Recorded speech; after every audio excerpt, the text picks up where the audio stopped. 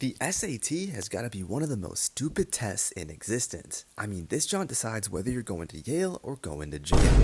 Some people don't try and get 1600s easily, while some of us are praying just to get a taste of that 1500 plus aura. Today, we're going to take a look at the 5 types of SAT test takers. Let me know which one of these is you in the comments below. Let's get into it. Number 1, the wild card. When SAT season rolls around, you usually have a decent idea of who's going to do good and who's going to do not so good. By the way, don't judge people on this, but sometimes you got to scope out the competition, you know? But in every high school, there's always that one dude who defies everyone's expectations. In simpler terms, they just have that academic sleeper build. Most of the time, they've got the brains of Isaac Newton, but just don't apply it because they're lazy. They'd turn down a full ride from Harvard just because they don't want to fill out the paperwork. But when it comes time to perform, these guys can lock in and use their genetic blessings to get crazy good scores on the SAT. On the other hand, I've seen some smart ass people get shit scores. So don't let your SAT score define you guys. Number 2, the grinder. I was definitely a grinder, bro, no doubt, but not by choice. My dumbass started studying for the SAT super late, so I cut off all my friends and locked myself in my room so I could get that 1500. And also so my parents didn't beat my ass, but that's another story. Out of all the types of people on this list, I got the most respect for these ones. You can find the grinders hanging out on the r/SAT subreddits, making routine posts that look like this and this. Number 3, Mr. Test Optional. Ah, man, I knew this guy because it was me at one point. These guys, or me at least, use test optional as a procrastinating safety net. We thought the SAT was somehow less important because not every college required it. Yeah, I hate to break it to you guys, but the days of test optional are coming to an end. All the top schools basically require it now.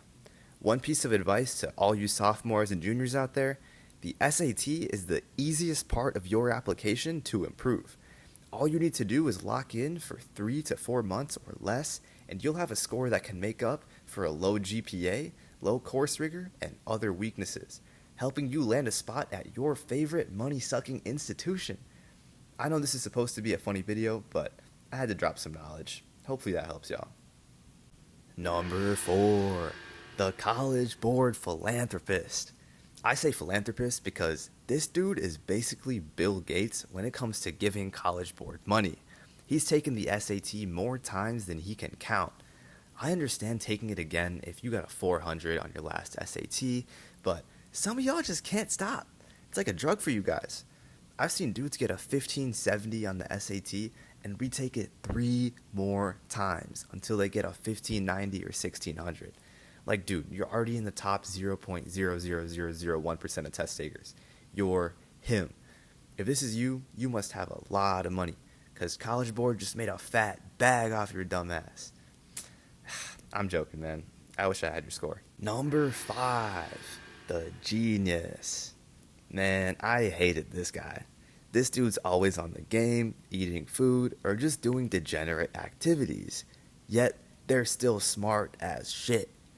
One thing they're never doing is studying for the SAT.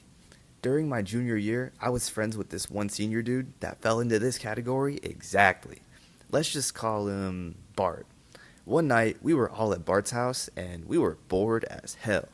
And Bart, being the scientific dude that he is, proposes this whack-ass science experiment. Half of us get absolutely wasted off some Pink Whitney and take the SAT together, and half of us take it stone cold sober. Being the goody two-shoes that I am, I joined the sober side, and Bart joined the drinking side.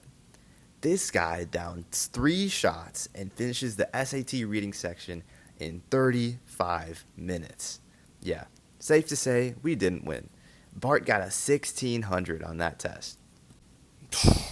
Well, if I've learned anything, we all prepare for the SAT a little differently. Something that works for a wild card type of dude isn't always going to work for a grinder type of dude. You know what I mean? At the end of the day, if you fail your SATs, there's nothing wrong with getting a job at McDonald's. Maybe you can use your Desmo skills to just put the fries in the fucking bag.